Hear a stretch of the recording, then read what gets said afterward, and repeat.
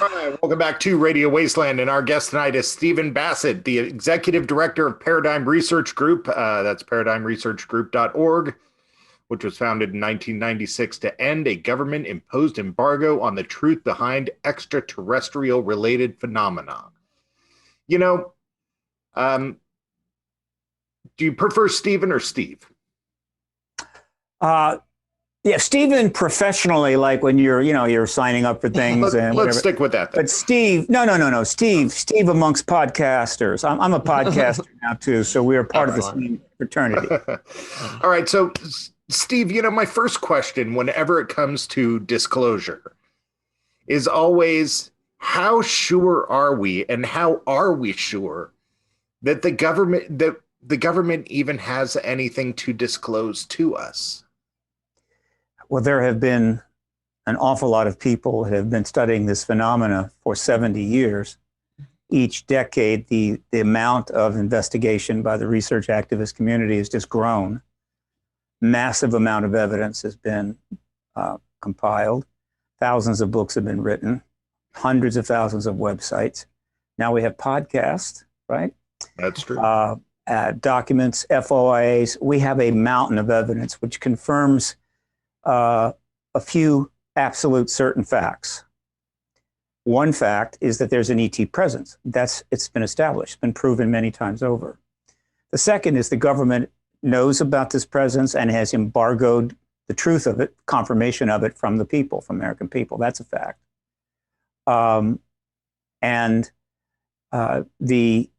There is contact going on between extraterrestrials and human beings in a, I guess you could say, a covert way, one-on-one, essentially. Not necessarily open contact with governments or contact with governments, but with individuals. This is the contact evidence. It's not, it's more complicated and more difficult for some to get, but the evidence, which is in the form of hundreds of thousands of now reported cases, not 10, not 20, hundreds of thousands of reported cases, is now established as fact. So those three things for sure are facts, based on the evidence, not based on what someone believes. So the answer is, go review the evidence. It will take you months, but I'm sure if you were to review it all, you would be as convinced of it as I am. Okay, now it creates logistical issues. I don't normally like to compare things to, when we're dealing with these things, to science fiction, because I don't want audience people to think that it's discardable. But the comparison is something that obviously people have thought about. So with aliens communicating with our government, does that mean that they're communicating with the Russian government and the Chinese government too? And then is there logistical issues with the fact of our interests not matching up with theirs? I realize it's a big web of a question that I just asked here, but I'm not sure how better to frame it. First, let me just mention, again, it's not mandatory, but in my world, the appropriate term is extraterrestrial. Oh, okay. It's harder to pronounce and harder to spell. There's no question about it. I think but it is the preferred term for a number of reasons. Pass on. Yeah. And the other thing is that no, it has not been proven that extraterrestrials are in any kind of formal contact with governments. Mm-hmm. It's been speculated. It's certainly one of those things that people that are trying to get attention love to toss out there. But has it been proven? It is not. Now, again, we got at least one live alien. There we go. We're all trying to adapt, right? That's right. And like UFO to UAP, let me tell you, that's brutal, but I'm working on it. We have at least one extraterrestrial live entity from Roswell. Now, that's not formal contact. That's an entity. It's in our custody. Sure. And there may have been more. And they may not be happy that we have it. So therefore, and that's not that big a deal. So this idea of contact with government, I'm sure people are concerned about it. And if you want to bring it up, you can debate it all day long, and you could talk about theoretically or speculate how it would go. But let me be clear to those that are listening: it hasn't been established. So you don't want to get your underwear in a knot too soon here. Mm-hmm. If it is established at some point, I will not be surprised. But until then, it's an extremely significant exopolitical matter, and we need to be sure before we start digging into that. I get what you're saying. You know, I think that there was an implication behind my question that disclosure meant disclosing our relationship. But really what you're saying is disclosure would mean disclosing the existence of. Presence of. Presence of. I'm the one that defined disclosure with a capital D. Mm-hmm. Small d disclosure had been out there. Greer was using it back in the 90s, right up into the early 2000s, no problem. But it was, in that context, it was the process. Mm-hmm. The disclosure project was about revealing more to the public, disclosing to the public, no problem. I made a decision to create a new word, a proper noun, disclosure with a capital D. Well, actually, it already exists as a proper noun. It was the name of a movie with Demi Moore. But in any event, and Michael Douglas. Now, why was that important? Because there's an activist movement. That's what I'm involved in. And for an activist movement to succeed, it has to have a defined goal. You have to know exactly what you're trying to get to. If you're going to sign petitions, march in the street, spend your money, make whatever personal sacrifice, you just don't do it for some nebulous possibility. You have to have a defined outcome. For the civil rights movement, we know what that was. The women's suffrage movement, we know what that was. Women's right to vote. And that's what they got. Mm. So what's the defined movement for the activist movement with respect to the extraterrestrial presence? Not the research. The research is about finding out things. Activism is about getting somewhere specific, particularly as it refers to the government. Mm. So we needed that. And for me, it was disclosure, capital D. What's that? That's the formal acknowledgement of their presence, not by just anybody, but by the heads of state of governments. So in other words, when those words come out of the mouth of, say, President Biden, that's disclosure. If they come out of the mouth of President Putin, that's disclosure. Now, there's been some confusion about that, and I understand. People are confusing small d disclosure with capital D disclosure, and it gets kind of messy. I'll take full responsibility for that. I still love the word. Right. Some people it makes sense. It makes sense. Some people use the word confirmation. Right. Sure. Yeah, it makes sense. I do think that before it was carrying the connotation for me that there was a relationship between our government and these alien extraterrestrials. Well, yeah. But it makes sense that they could just be aware of them.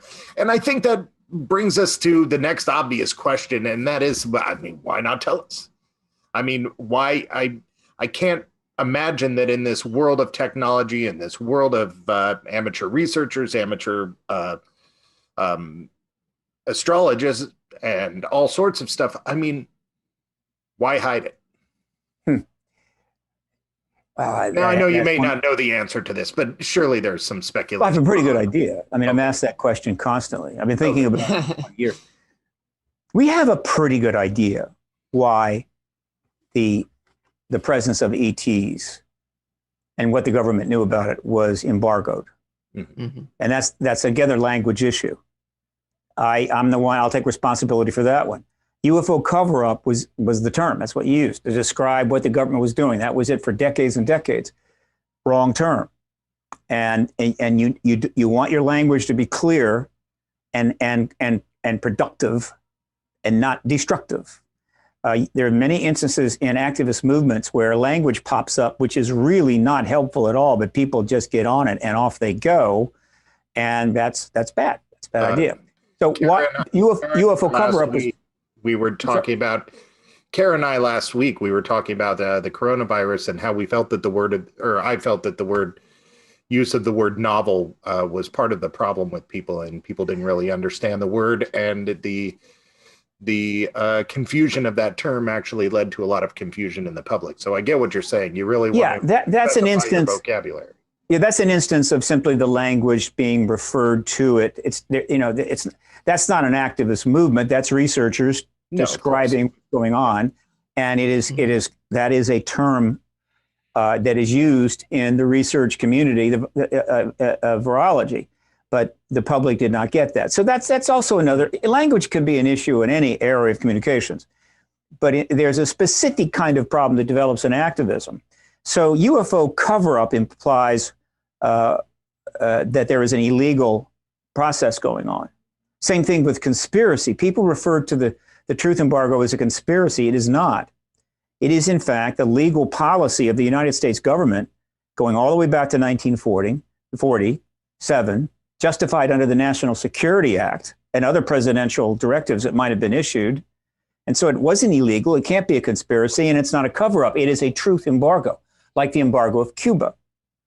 You can't go to Cuba. It's embargoed, and that's a legal policy. All right. So again, language. So I call it the truth embargo. Why did they embargo it? The answer is not too complicated, but it is somewhat complicated.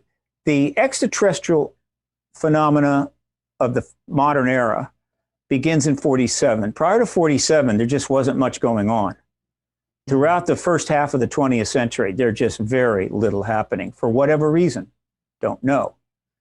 But after we dropped the bombs in Japan and started developing, well, in our case, the fusion bomb, we already had the fission bomb. Suddenly, in early 47, craft started appearing in large numbers and were being seen all over the world. Many of these sightings, some of these sightings are known. Most of them are not known because at the time, nobody was paying attention. Nobody was filming. They saw something, they didn't report it. Lord knows how many sightings took place in 1947 alone. But the most famous sighting was Kenneth Arnold over Mount Rainier, 9 chevron-shaped, not dish-shaped, but chevron-shaped craft in formation. Only 10 days roughly later, a couple of these almost certainly similar, if not the same craft, crashed in New Mexico. And we got one of them. And we got the bodies, and we got a live one. And so at that moment, in July of 1947, they did put out a press release, which caused a bit of a problem, but they didn't get the memo. They didn't get the email, right? Don't put out a press release if you catch an extraterrestrial craft. So they put it out. They meant well. But at that moment, the government knew this. And by the government, I mean President Eisenhower, who had a limit, Truman, who had a limited amount of time to make a decision. What are we going to do? There's a press release out that says they found a saucer. What are we going to do? And he would have known about the bodies as well. So here was what President Truman was looking at. And I'm using him as representative for all of the military and intelligence people at the time. Sure. The Soviet Union, they know the Soviet Union had the fission bomb secrets and were working on a bomb. They've been working on a bomb, but they also had our information through a spy. They knew by 47 that they had the fusion bomb secrets as well, along with whatever they had developed, and they were going to build bombs. 3, they knew that the Soviet Union had missile scientists from Germany. We didn't get them all. And so we knew that they were building missiles. At that time, there was an iron curtain across Europe. And a significant portion of our own military were saying, we are going to have to fight the Soviets. A lot of them wanted to go to fight them almost immediately after the end of the war. So the battle lines were set. And the next war was in progress. The lead up to the next war was underway. It would be nuclear, World War III. And I think most of them knew that World War IV would be fought with sticks and stones. So that is what they're facing. They don't know what's going to happen. We could be headed for another war, but certainly the world will become very dangerous. And now they've got a crash vehicle with dead extraterrestrial bodies in it. So, and they don't know what the intention of these extraterrestrials are. They don't know what the technology be used for. And so they said, this is classified. We are shutting this down. Absolutely. Who would not do anything differently? And so they shut it down to see what would happen. Fortunately, the new second press release at Roswell pushed the press out. Everything settled back down. And for the next 5 years, they're behind the scenes, kind of figure out which way to go. There's some sightings turning up, not too big a deal. It's all manageable so far. And then in July of 1952, a bunch of these craft turned up over the Capitol. And for a number of days, over a period of like 2 weekends, craft were being seen around Washington. This was a big deal and scared the hell out of the military and the White House. And at this point, they realized these craft can go wherever they want. We can't stop them. And so if we don't go to great lengths to keep this issue contained, It's going to be out in the public domain. And by 52, of course, the situation with the Soviet Union was even worse. And so they really formalized, and the Robertson panel was part of this, they formalized the truth embargo at that point, and they said, okay, NSA, CIA, FBI, whatever it takes, we are going to contain this issue. We are not going to allow it to be a public matter. They didn't know how long they would have to maintain that posture. It could be that we would have settled things with the Soviet Union in 8 or 10 years, come to an agreement, step back on the nuclear arms development, made peace, had détente. That's not what happened. Right, what happened obviously. is a Cold War developed that lasted for 44 years. And every year of that Cold War, more nukes were built. More countries became nuclear countries. So by 1986, there were in excess of 80,000 nuclear warheads in the stockpiles or ready for launch in 8 different countries. And so because of that circumstance, the truth embargo was locked in place for those 44 years solid. Nobody was going to make any progress. Forget about it. That didn't mean we didn't try, didn't mean there wasn't lots of research. By the time the truth embargo, the Cold War ends, and the potential for disclosure or moving forward on this develops, the truth embargo was completely institutionalized. It was part of our culture. If you were a journalist, if you were a scientist, you were a college professor, if you were a politician, you sort of knew, you just don't go there. Now, the question is, how long would it take for things to change where we would move from the Cold War truth embargo posture on the ET issue to the post-Cold War and disclosure event? I didn't think it would take this long, but there have been political developments and other circumstances during the last 30 years which have prevented this thing from happening. So now we're in a totally different situation. I think disclosure is very close.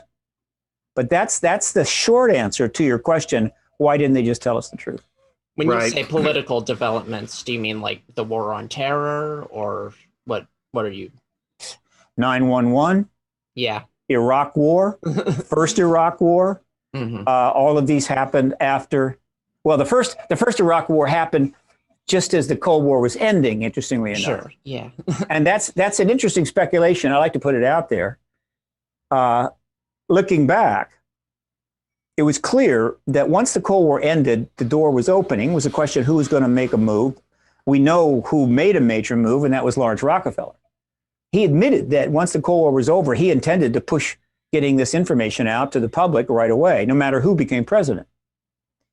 So Rockefeller was sort of planning to make a significant effort to get the files out and essentially end the embargo. George H.W. Bush would have been the perfect president to do that with. He had the ultimate insider Washington, D.C. resume. He had everything. His resume was as thick as a phone book. World War II hero, CIA director, a vice president, senator, congressman, and many other things that made him beloved by the military intelligence complex.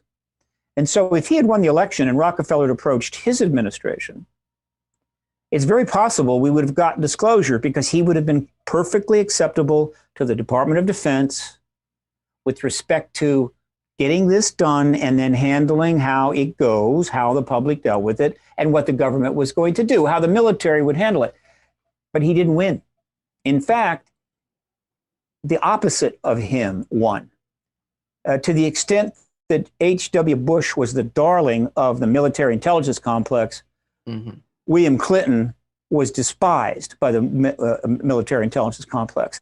So Rockefeller approached his administration, and the military intelligence complex basically said, "No way, Jose, you're not going anywhere with this. We will stop you cold," and that's what they did. Right? And so that was right then.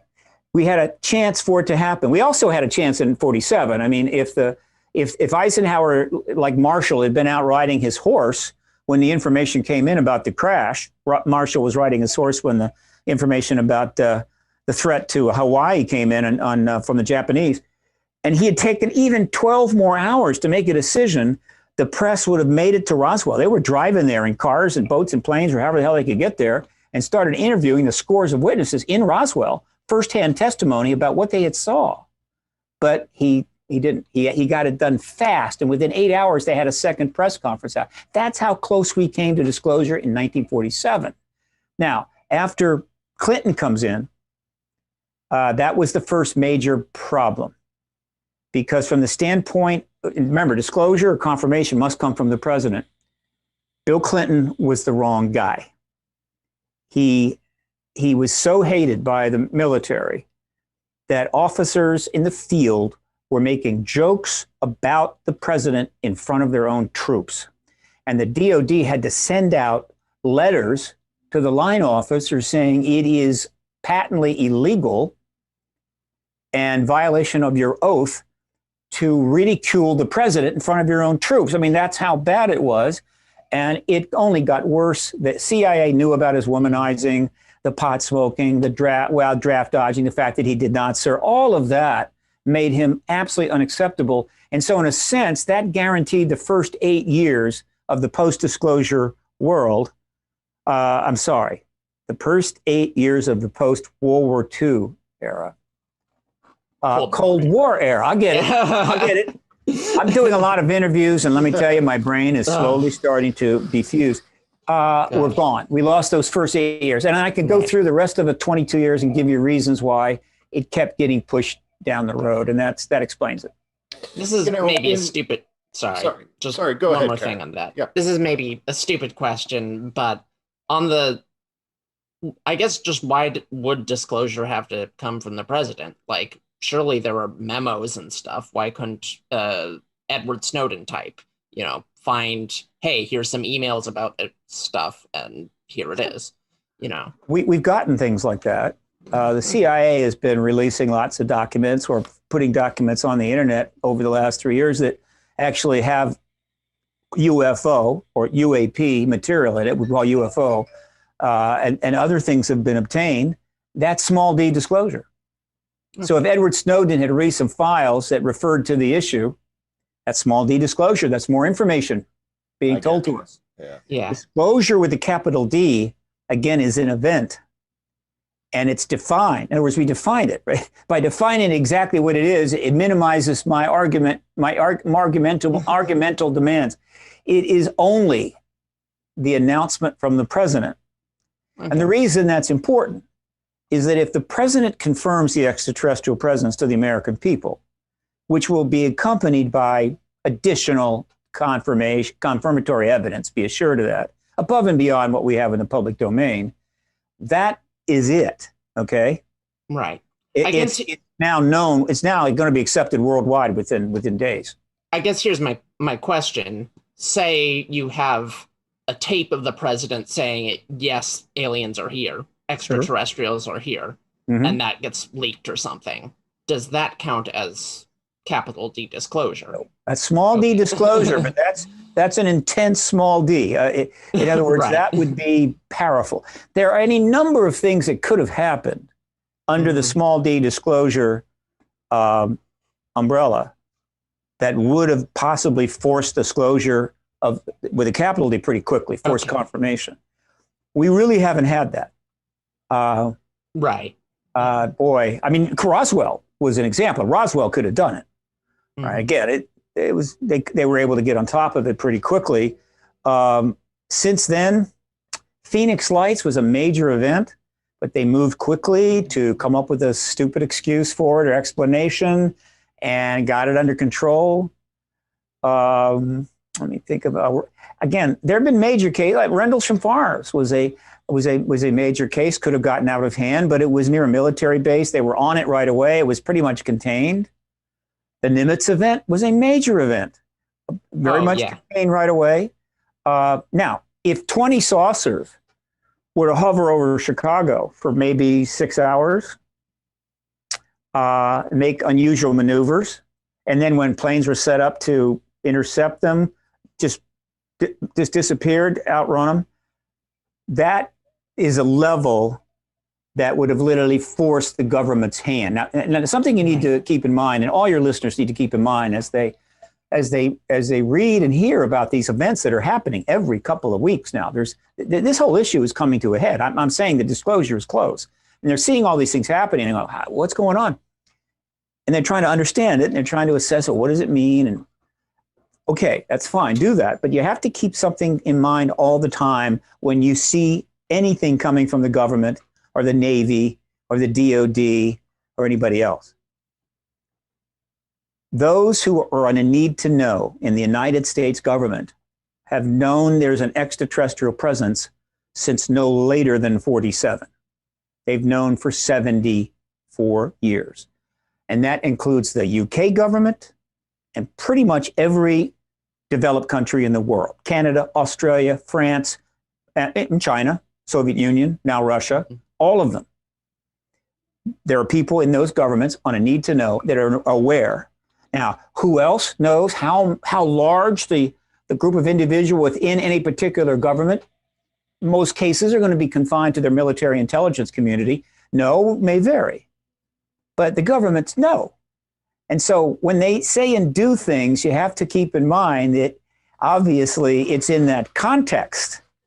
So if the government says we're going to release some files to you, don't assume that oh wow, they're going to give us the truth, or it's going to be very profound.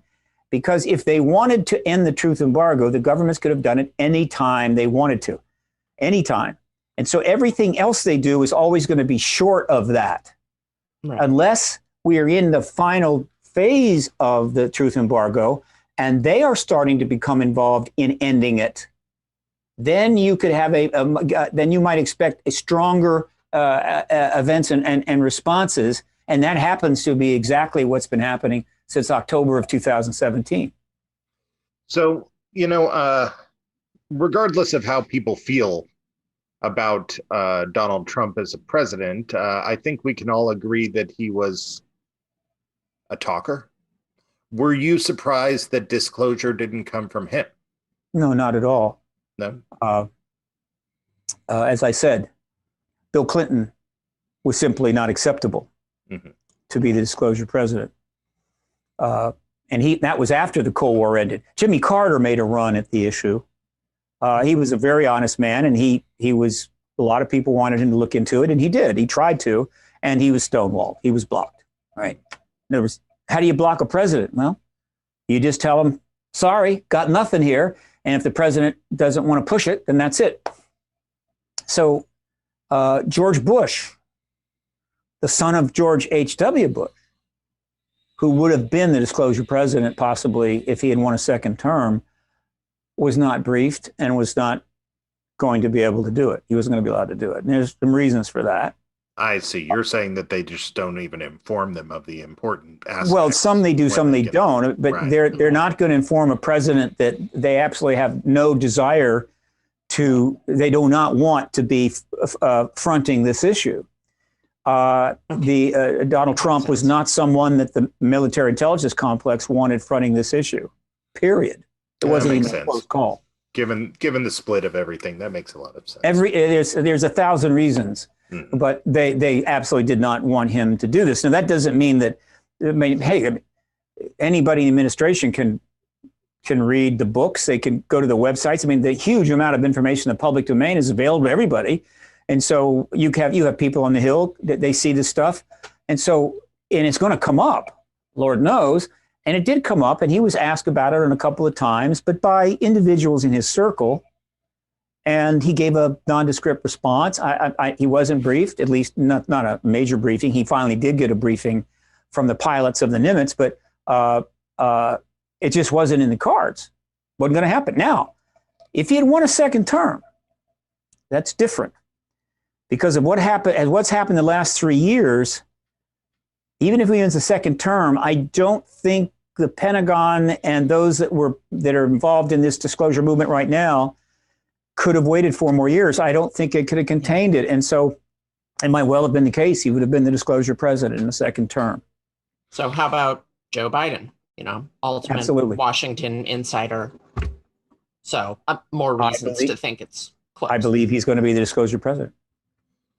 I see it. And that's part of this push that you're talking about, because you know, in your outreach, you basically said, I believe that we are in the last weeks and months of the truth embargo, and it's time to put the advocacy effort into overdrive. That's right. And so part of that is because of the current administration. Now realize the audience, you know, there's so many bipolar people out there. We're not advocating for anybody, but we are saying that this president checks all the boxes that might lead to this public disclosure. Well, George H.W. Bush checks all the boxes. Enough of the boxes. Enough of the boxes. Yeah, but again, I don't want people to personalize it. It's not, oh wow, it's Joe Biden, and therefore, yeah, we're going to do disclosure. Right. No, it was the political circumstances of the United States, going back quite a ways, actually. I mean, you can go all the way back to 1990, frankly, have been a mess and getting worse all the time. It's not good. We are seeing broad spectrum dysfunction. It's been growing and causing, pick a problem, all kinds of problems. In other words, the country is in decline. And that came to a head in the last election. I mean, so the last 4 years are unlike anything I've ever seen in my lifetime. They ran out of words to describe what was happening. And so the chaos, the hatred, the bipartisan, the partisanship, the lockup, the gridlock, everything else, it's just been awful. And so the idea that you're going to somehow maneuver the Congress, which in the last 2 years was split between two parties, into taking hearings on the extraterrestrial issue was simply out of the question. And so that had to change. Now, how it changed, obviously, remained to be seen. Eventually, though, there were only two candidates. And so since there were only two candidates, and one of the candidates was simply not going to work, whoever the other candidate was going to be better. And it could have been any one of the Democratic, I believe any one of the Democratic candidates would have probably provided a better situation. Now, something else happened, though. It was also very important. It wasn't critical, but it was very important. In fact, a lot of things have fallen into place. In other words, once it looked like things were going the right direction, then well, how much are we going to be running into the wind? The Senate switched over. Now, why is that important? When the Senate switched, it meant that all of the committee chairs are now one party. Right. So the Senate and House committee chairs are all the same party. That's very helpful, because if you're going to get hearings going and say the House agrees to hold some hearings, but then the Senate, because they have different party chairs who decide what hearings are going to take place, could say, we don't like this nonsense. We're not holding any hearings here. And so now you've got this split situation. Not the case now. And so we have one party control of the House and the Senate. We have a totally different administration that one could make a fairly reasonable case without getting personal about Biden, that it's going to be more stable. There's going to be less confusion. There's going to be more action.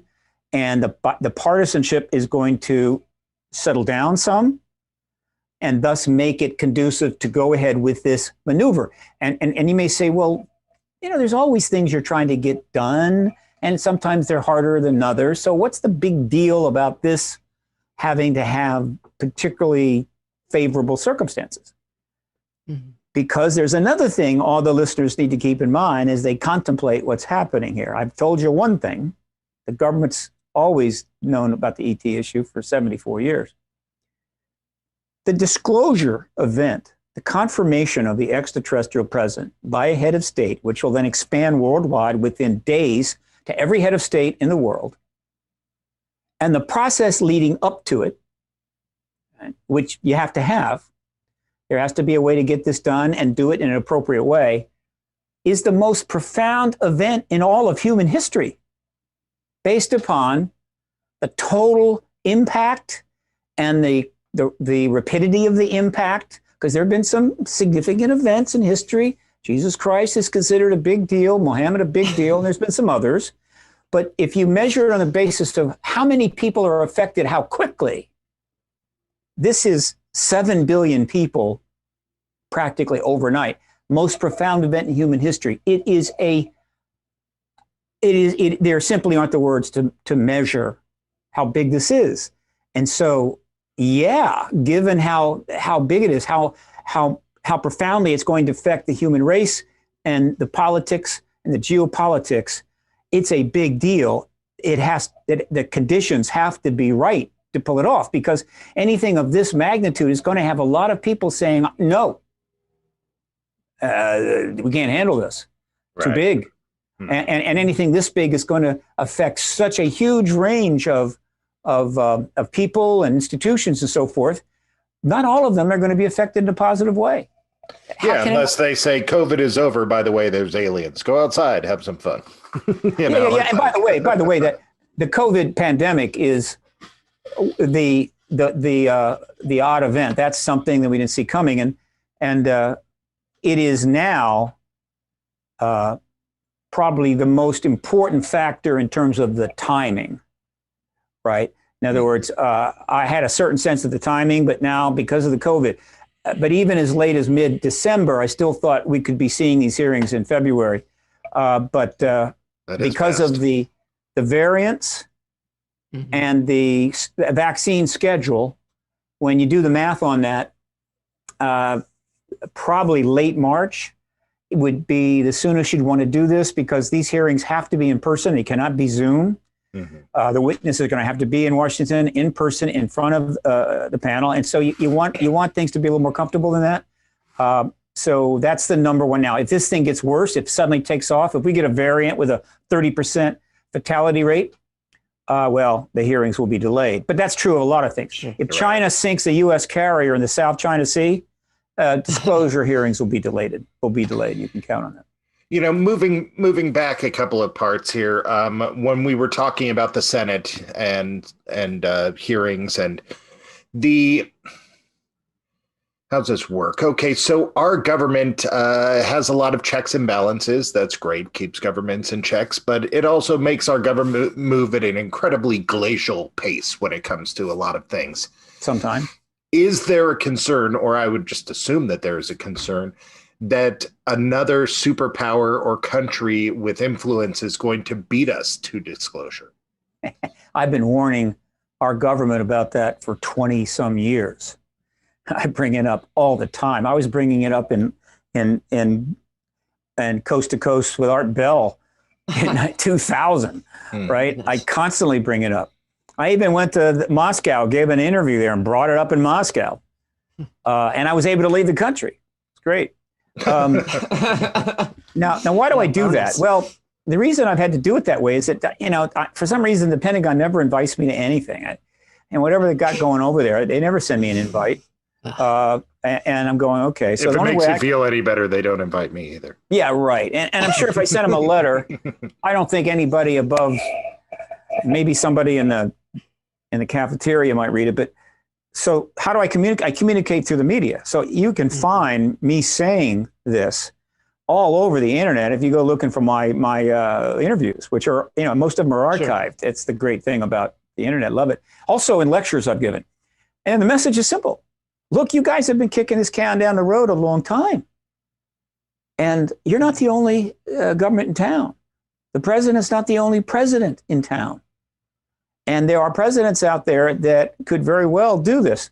Would it be one of our allies? Very not likely. Right. Yeah. Our allies are our allies, and we are the most powerful nation in the world. We are the principal defender of the non-communist world, or I'm not sure what you call it now. I mean, because Soviet Union is a capitalist country, but we are the totalitarian. The authoritarian world. Yeah. But I assure you, Putin and Xi Jinping could care less about that. And so I usually bring up Putin, but it could be Xi Jinping. These are the two leaders that could yank it out from us. You say, well, what does it matter? If they do, great. Well, that's true. Long term, it won't matter too much. Once we get to the post-disclosure world, then we can get on with civilization again, and that's a good thing. However, whoever goes first does have geopolitical implications. And one of the simplest ones, there are many, but here's the simple one. The head of state that goes first, that goes in front of their people, and by extension now, the world's people, and confirms the extraterrestrial presence, providing some really fine evidence to go along with that, just to, to be appropriate, will achieve in that instance one of the greatest political legacies, if not the greatest political legacy in history. That's true. It's the kind of legacy you get big granite things built for you. Now, why is that important? Because political legacy is political capital. So you get a legacy that big, that gives you a tremendous amount of political capital to throw your weight around and get things done. Well, I think this brings up the question then, obviously with all the checks and balances and hoops and glacial pace that we're talking about, one president's good, one president's bad, so on and so forth. But in countries like Russia and China, where you have a leader for life, what are they waiting for? That's a good point. You're asking very good questions. I've been asked many times, why hasn't Putin or Xi Jinping done it? They've both been in power for, 20-some years. Yeah. And only they know for sure, but the most likely explanation is this, and it's been getting worse for them. If you go back, say, to 1990, and you move forward, what I'm about to describe is slowly gotten worse in both countries. And what do I mean by that? Wherever China was going in 1992, and it's had some interesting periods, even under Xi Jinping, who came on with some progressive policies and was doing some very important things, which helped to make China a huge economic power. And by the way, there are capitalists in China. It's not a completely communist state. There are billionaires in China, right? Okay. So capitalism is the economic model for the world now. We won there. Trouble is, unregulated greed capitalism is not a good thing, and we've got that problem. But still, capitalism. Xi Jinping started getting more authoritarian again. He started clamping down, and Putin did the same thing. So essentially, they're authoritarian states. China is a little more more authoritarian than Russia, but Russia's trying to catch up. Now, Putin does have to keep his oligarchs happy. That's essentially the pressures that he's got. But that's the corruption side. I'm talking about the control side. And so when you're an authoritarian leader, which means a control leader with a lot of power, it's about keeping everybody in line. In other words, in the extreme case, and China got extreme under Mao, the Red Book, and everybody fought. And of course, the ultimate example of keeping everybody in line is North Korea, without question. It's probably gone as far as any country in the world in creating essentially a cult-like groupthink so intense that it makes it possible for the likes of Kim Jong-un and others to just get away with murder. Still, the issue is this. If you are running that kind of country, you don't want to tell your people that they're not alone in the universe. There's other civilizations. A number of them have entities or members of their species engaging us right now. They have extremely advanced technologies. They can come and go as they please, and there's nothing we can do about it. I see. You don't tell your people that, because it puts a big variable in your fear control. It is simply not compatible with how you're governing, and so it's just not. They're not going to do it. That's the best answer I can give, but it's a good answer. Now that doesn't mean they couldn't do it. Right. Yeah. In other words, they're weighing something. In other words, if I'm Putin, I'm weighing these two things: the glory and historical legacy I'll get from being the one that finally tells the world the truth. In other words, being the great truth teller. There's a certain irony there, all right? As opposed to the effect it's going to have on the Russian people, who are going to get a little rambunctious, and it may be harder for me to do what I do. So he's weighing that. Now, again, right now, Putin is in a crisis. He's in one of the worst crises he's had. An activist, a dissident, has become very successful in galvanizing the people, and that's Alexei Navalny. And he's hammering him. He's been hammering him for years, and recently really scored some major points. Putin is under a lot of pressure. if what Navalny's last documentary expose is true, if Putin has been garnishing hundreds of millions to the point of billions of bribes and cuts, and has built surreptitiously a massive estate worth $1.5 billion, and this keeps coming out, his legacy is in danger. He could go out on a very bad note, which means that he might be looking around for something to, how would you say, cement his legacy. Right.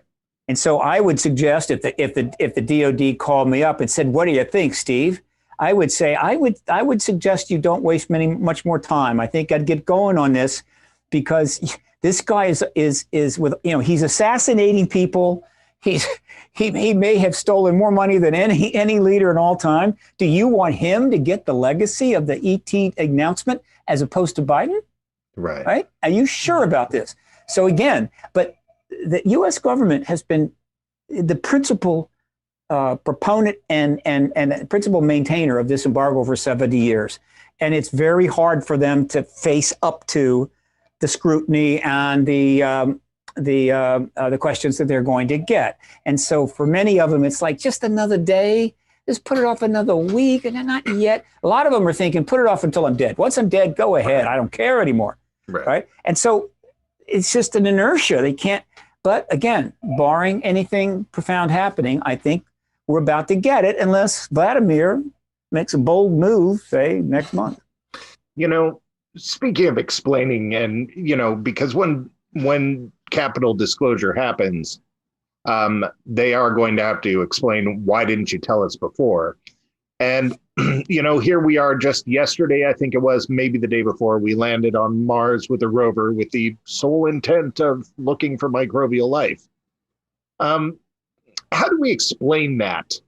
Do we say, oh, well, they've been coming into us in ships, but now, we've been throwing you the bone that we're looking for microbial life, or are they somehow enmeshed in this story? Where does that fit in? And what's the outcome of that? Boy, you've got all the right questions. You've really been very observant.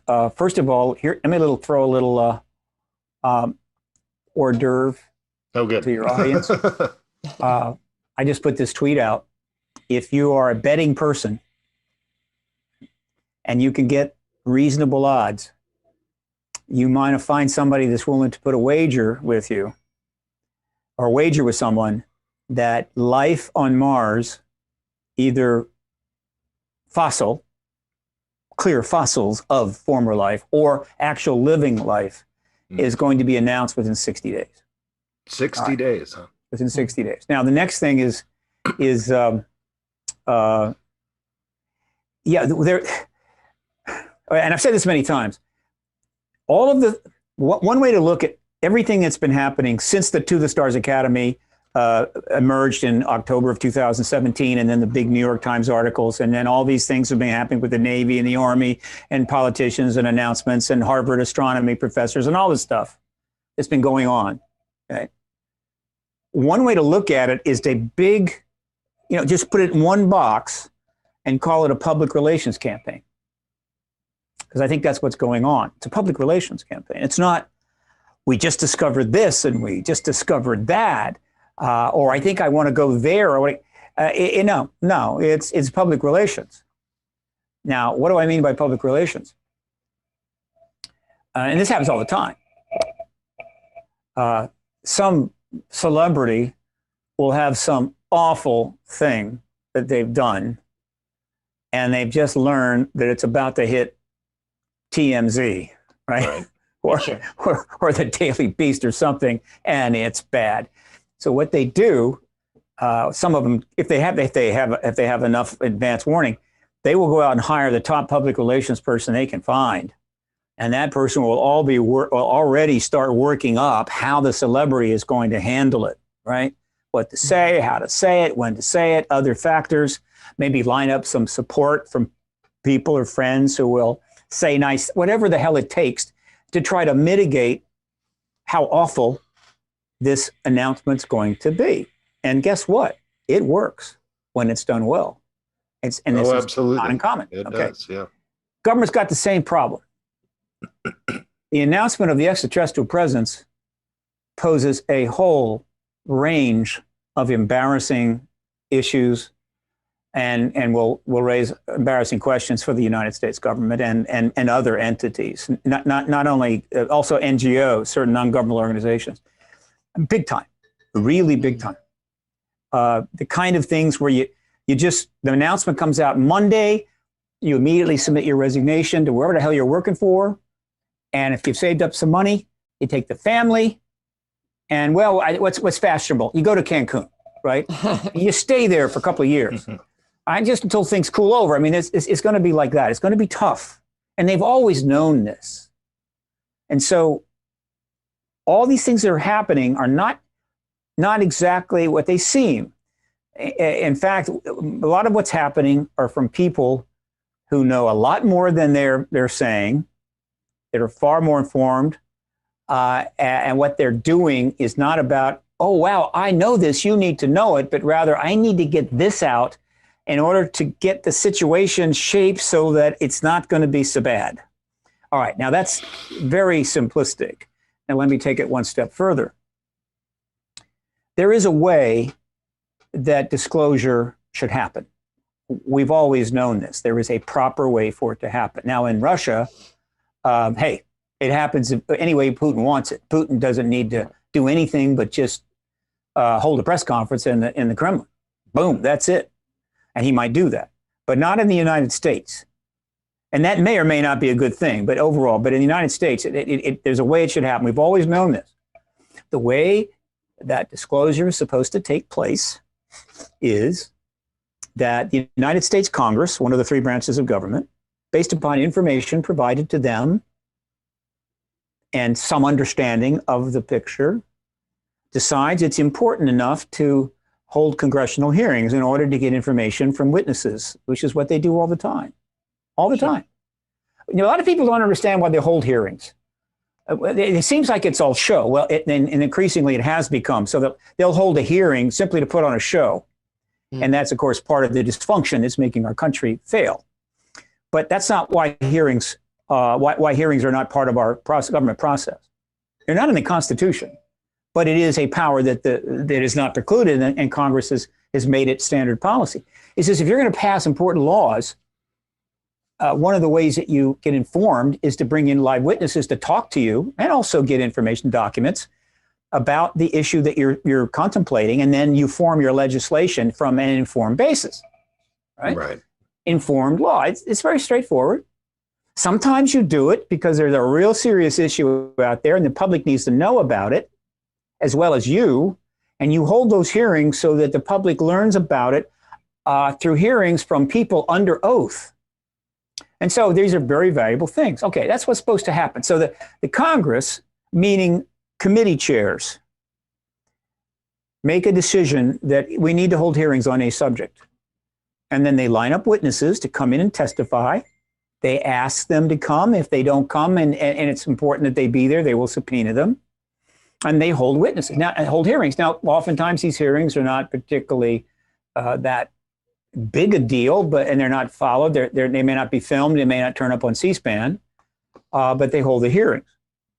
But if the issue is big enough, they will be filmed by multiple news organizations, and they will be broadcast. Weird enough. You know, if they throw a weird enough topic on the docket, like extraterrestrial life, you know, cameras are showing up. You can't even pick how big the audience will be. So, okay, so that's what they do. And so what's supposed to happen is they're supposed to call hearings on the extraterrestrial issue.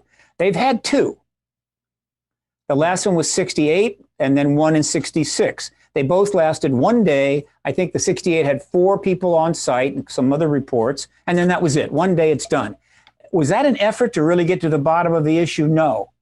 That was just like what they did with, ending the Project Blue Book. It was, okay, you want hearings? Here's a day. Now shut up and go away. In other words, it was part of the truth embargo. Placating. Not a real legitimate effort. Yeah. So that was 52 years ago. Now, there have been many, many efforts to get hearings since then, and they've all been stonewalled. Why? Because hearings would lead to disclosure. and disclosure is the embargo is the policy. Therefore, there can be no hearing. So they've all been stopped. I know of some. There have probably been others I don't even know about. Well, now we're getting to the point where we can have those hearings. Okay, so you have the hearings. Multiple committees. There's at least 6 committees minimum in the Congress, House and Senate, that absolutely needs to hear this testimony. Okay, so now who are you going to bring as witnesses? Well, it could be any number of people, but almost certainly you'd want military witnesses. Why? Because the fundamental issue that you're going to be focusing on, not the only one, would be national security in this case. And so if you're going to hold hearings on the extraterrestrial issue, national security is going to be the platform on which to hold them. Now, you may go elsewhere, but that's going to be it. Why? Because that's the safest platform. No one is going to be overwrought that you would do this if a national security basis can be established. Perfectly reasonable. So military witnesses are appropriate. Not only that, but military people have to take oaths. And then they're in front of the Congress under another oath. And so it's high credibility, high gravitas. So you hold the hearing. Now, if it happens that hundreds of millions of people are watching the hearings, well, that's kind of nice, right? Every member of the committee will become a star. Every chair will become a superstar. And so they're winning, okay? It's either that or my dog watching it on C-SPAN while I'm out of town. Yeah, even your dog will be watching it. And so after a number of weeks of these hearings, I mean substantial hearings, the evidence that many people in my world know about already will be brought in front of the public, not just through some release of a document, but on television under oath in front of the Congress. That's a high bar, all right? And so after a couple of weeks of that, then it will be possible for the president, who's not part of the hearings. The president's not going to testify. The president can't even call a hearing. That is Congress's prerogative. But the president can watch, and the DOD will watch. And at some point, they can then come together and say, the evidence is compelling. I'm convinced.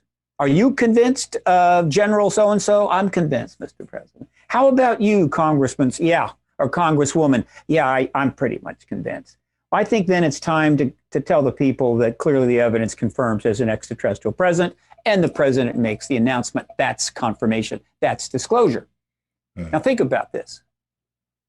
The president is not going to get hammered too much. The president just doesn't come out and make an announcement out of nowhere, and people say, well, when did you find out? And what did you know? When did you know it? No, the president can say, look, I've come to this conclusion at the same time you have. Takes the heat off the president. Right. The DOD wins because the DOD is, these are all military witnesses. And the DOD has been doing some things leading up to this. That's part of this public relations I'm talking about. So the DOD is kind of take some heat off of them. The Congress is a big winner. Right? The Congress, both parties are obviously going to be involved in the hearings, obviously. So they win. The committee chairs win. Right? So again, everyone involved to some degree can say, I'm learning about this at the same time you are, right, but I'm convinced they're here, and it will be believable in a lot of cases, but not in all cases. Right, and the only people left are the witnesses who did know ahead of time, but they're willing to come out and say, and so they get off the hook too. Yeah, but they were all under non-disclosure agreements. And they were the heroes that came out. And they're the hero. Oh, they're definitely right, everybody is winning. So you see the public relations value here. You see the wisdom of it. Yeah, and so and that's the way it has to happen. And of course, and it takes a little time. People are watching these hearings for days, maybe weeks, and they're getting the idea. So when the announcement comes, no shock, anticlimactic. It's appropriate. It is prudent. It's the way it needs to be done, which is why we could never get the hearings. I believe we're now about to get the hearings. Now, once the hearings take place and disclosure take place, and we're in the post-disclosure world, and the initial excitement starts to come down, and there will be initial excitement, let me tell you. Sure. It will be unlike anything you've ever seen and ever will see. Then a lot of people are going to start raising some obvious questions. I'm just not going to run out and do that immediately. I'm going to give it time. I'm going to give it time to settle down. I have no intention to inflict pain on anybody once we get disclosure, because it would be, to me, counterproductive. But there are plenty of people with plenty of really tough questions, all right? Now, and they're going to have to face them. And some of them are brutal. And those that can't face them should resign and retire. Say, okay, look, I'm not going to be able to do this. I'll resign and let somebody new that can answer these questions based upon what's in the archives without having to personally take responsibility. Whatever, there can be plenty of tough questions. But here's where it gets great. After disclosure, the hearings aren't going to stop. The hearings are going to keep going, right? I mean, the ratings are going to be phenomenal. And so what will happen in the hearings after disclosure is they can start branching out into more of the subject matter. The pre-disclosure hearings will be essentially national security based, pilot sightings, nuclear tampering events, things like that. But after disclosure, they can start spreading out into more of the phenomena and start moving from military witnesses only to civilian witnesses, right? Civilian researchers, some of the people that have been carrying the load, carrying the water, but in the pre-disclosure world may get their day and they'll be able to testify. They would be very smart to do that, because to not do that is to really give a kiss off to a whole lot of people that carried their water for 70 years. I don't think they want to do that. And so then things will get interesting. People will be riveted.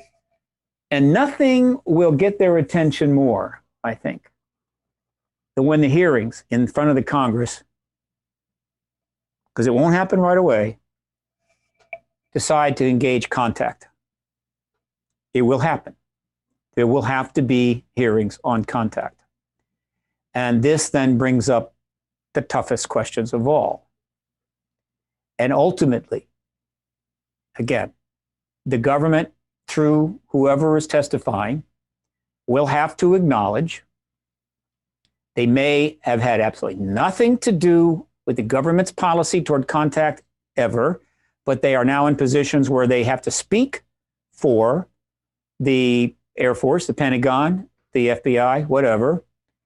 They're going to have to answer a question given to them, and the answer is this. We have been aware of direct contact with humans, including American citizens, for a long time. And there's nothing we could do about it. Nothing. And so we chose not to. I mean, it was pointless. There was nothing we could do about it, except study it, learn what we could. And then there's another question that may follow that will be almost as tough, maybe just as tough. Is there such thing as the government simulating abductions using advanced chemicals to find out what abductees are learning, since they can't just walk up on the porch and ask them? And this came under what we believe is the MyLabs program. And this is not a good thing. Right. They may have to say, yes, we did that, but it was for national security. That'll be a tough one, right? Yeah. And then there's a third question, which is less likely. Those first two, the first one is absolute. The second one, we'll see. Good chance that question will come up. The third one is less likely than that, but may come up. And it's a beaut. And that is this. Has there been formal contact between extraterrestrials and our government? The answer may be yes. I don't know for sure. I'm saying it's 50-50 at best. Then, okay, then the second question is this. Did you cut a deal with extraterrestrials to make no effort to interfere with their contact work, genetic work, in return for something? Right. And if the answer to that is yes, then they will have and will have to draw upon the finest public relations firms in Washington. And there are some very good firms. And be assured, they will already have gamed that. In fact, I happen to know that the government of the United States, for nearly 5 or 6 years, had hired a public relations firm in Washington, D.C. to game, I guess you could say game, in other words, to run and create simulations and projections of what would happen if disclosure were to take place. Mm. I'm not aware if that's still going on now, but there was a 5-year period when I've been told by a reliable source that that was going on. And I'm not surprised. That's exactly what I would do. Oh. Post-disclosure, they're going to need those public relations people again. I mean, because some of those answers could be brutal, and it's best that they be handled as well as possible. However, whatever the government has done, ultimately is going to be underpinned by national security. And so this idea of raising hell, going crazy, marching in the streets or something is not productive. It's not going to change anything. The past is the past, and there's going to be enough people that will accept the national security explanation that you're not going to command maybe even the majority. And so I'm going to be advising people, look, what you want post-disclosure is to learn as much as possible, and you will learn as much as possible if you do not demonize, sue, or try to put everybody in jail that you want this information from. That's why I'll support an amnesty program and also support a truth and reconciliation program post-disclosure. In other words, let's move on. Right. Now, I understand that there are times when you don't just move on. I don't believe that everything can just be pushed aside and you move on. There are times when you got to address something. There has to be accountability. I'm not denying that. But in terms of the history of the ET issue, and given the issue itself, right, something that started 3 or 4 generations ago, not 3,000 or 4,000 years ago. And well, so, I mean, in the U.S. government and the main, since Roswell. These are extraterrestrials with interstellar travel. There's not a damn thing we could do, really, frankly. We could have made it a little harder on them. We could have created some dust-ups, but and who knows if that's even smart, I don't know if it's definitely not smart. And so I'm hoping people will be cool. But look, I've told this many times. I'm saying, look, after disclosure, wherever you are in this world, whoever you are, whatever your worldview, you're going to learn some things after disclosure that are going to disturb you. What else is new? Right. Human beings have been learning things that disturb them for a long, long time. There is nothing new about that. All right. So expect it. But you're also going to learn things, I think, which will astound you and excite you about the future. So take the good with the bad. And then if you want to get involved and help shape the post-disclosure world, everybody is welcome. Well, we're at the end here, and I could talk to you all day. I really enjoy this, and I really appreciate it, Stephen. My job. It's my job too. I'll come back anytime you want me. Yes, we would love to have you back on. Other than your website, is there anywhere we should send people? Well, let me tell people, paradigmresearchgroup.org. If you want to find out more about the Paradigm Research Group. But, maybe for people who want to just find out about you, find maybe some of your books or anything like that. Well, I've not written any books. I haven't written any books. What are these down here in your pictures? Because I'm lazy. But look. Those aren't your books? No books. These are somebody else's books, my friend. These are all great books, by the way. But no, everything is on paradigmresearchgroup.org or .com, .net. I got them all. But the Disclosure Wire is my new podcast. I finally got a podcast because, well, everybody else has a podcast. Welcome. And so, it's just getting out of hand. I've done the intro. I'm going to do another one soon, but it's going to take me a while to get going on this, but it's called the Disclosure Wire. The domain is disclosurewire.org, but it's also obviously at my website. You can link it there. And its home base is disclosurewire.org, Disclosure Wire on YouTube channel. I have a YouTube channel, but it's easy to find. And I like people to go and watch it and like it and whatever you do and spread the word. Also, I very much encourage people to subscribe to Paradigm Research Group Twitter and Paradigm Research Group Facebook. I need followers, folks. You're only as good as how many followers you have. All right. You haven't got any Twitter followers. You might as well just retire. You're useless. Right. So do that.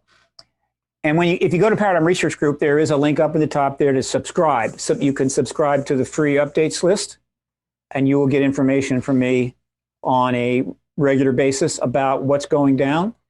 There are huge resources at the Paradigm Research Group. There is one in particular that is a lot of work. I have, under resources, you will find Print Media Archive. And then you open that and go to the Print Media Archive. And there you will find almost 12,000 articles in the mainstream media related to the UAP-ET issue. Yeah. Most of them are fairly recent. It's almost impossible to get internet articles prior to 90. I have some going back to 1947. In order to get more articles, I'd literally have to go to libraries and microfiche, make copies, and then make a file from the copy and stick it up. That's brutal work. But nevertheless, going back to 47, there's now 12,000 links there, 12,000 articles. Now, if you go back to October 16, you will see the very first article related to the To the Stars Academy, because it was launched on, October 11th. October 11th, 2017. You'll see the very first article about the To the Stars Academy. It's earmarked. And then you can then go forward in time. And as you go forward in time up to the present, you will see 700 more articles about the To the Stars Academy and the events that they have triggered that are indirectly or directly related to what's going on. In other words, a sort of unveiling of what I've been talking about in a more general fashion. If you read all 700 of those articles when you get done, you will be one of the most knowledgeable people on current developments leading to disclosure, leading to the hearings in the world. No noise, no bunch of theories coming and going and a whole lot of opinions, talking about news articles covering these issues in the mainstream media. That is a lot of work went into that, and I hope people avail themselves, because it is getting so confusing. Everybody's got an opinion, thousands of theories. Everybody's making statements, many of which are stupid. I'm not criticizing. I'm just saying it's the nature of the internet. This is a way to get the least noise and analysis of the last 7 months, which is leading up to, I believe, the most profound event in human history. That's one of many very significant resources at that website. Well, I've spent the last week sort of browsing through paradigmresearchgroup.org, and you ain't kidding. There's a lot of information on there. So you've been listening to Stephen Bassett here on Radio Wasteland. Stephen, thank you very much for being on. Again, the website is paradigmresearchgroup.org. Ton of information. Check it out, and we'll have some links up for you. Again, Stephen, thank you very much for being on the show. Chauncey, Kara, call me. If you have a last-minute cancellation on a guest, call me. I'm your man. This is my job, right? You'd be surprised. In the middle of the night. That's happened. It happens all the time. So we definitely will call you. Yeah. All right. Thank you. Appreciate it. Thank you. Good time. Thank you.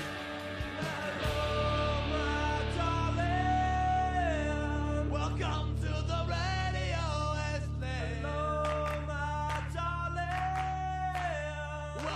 to the